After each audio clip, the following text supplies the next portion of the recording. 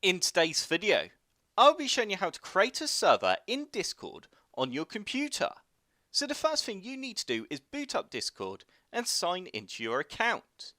Once you're signed in, you now need to click on the plus symbol in the left hand side to add a server. You will now have a list of a few different options. You can either create my own server or you can choose from the templates below. So we're going to go ahead and click on create my own unless there is a template that you want to use. You will then get another window saying is the server for me and my friends or for a club or community, or if you would rather not say, then you can click on skip this question.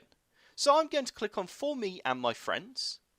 You can now give your server a name. So as you can see, by default it's given my server name Computer Sluggish Server. That's because it's used my username. It will do the same for you as well. It will select your username as the server name.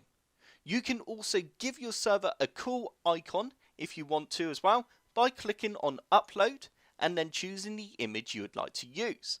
I'm going to go ahead and select my image. So there we go. Once you're happy with the icon you've chosen and the server name, you can then click on create. You will now be welcomed into your server. And as you can see here, we have three different options. We can invite our friends, you can personalize your server with an icon which we just did, and you can also send your first message.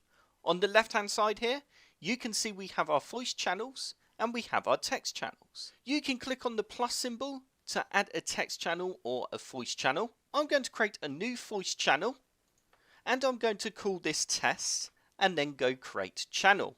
You can also choose if you want the channel to be private or not. If we now click on the down arrow next to your server name in the top left hand corner of Discord, you will then have a few more different options for your server. And you can then click on server settings where you can choose roles and change a few more different options as well. So that is how you create a server in Discord.